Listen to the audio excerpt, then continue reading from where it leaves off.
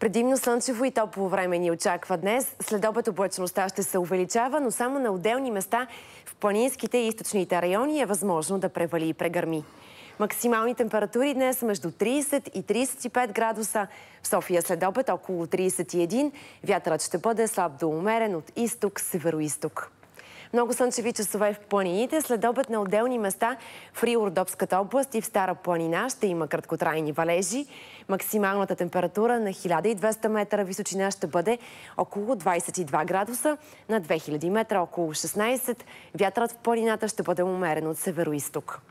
На морето до обяд ще бъде слънчево, след обед ще има повече облаци и по северното крайбрежие е възможно да превали. Температурите по морския бряг ще бъдат между 26 и 29 градуса. Морската вода с температура 25-27 градуса. През следващите дни до края на седмицата в часовете до обяд ще бъде предимно слънчево. След обед ще има краткотрайни валежи. На повече места ще вали в Западна и Централна България. Температурите през следващите дни постепенно ще се понижават. Такава е прогнозата. Тази сутрин продължава.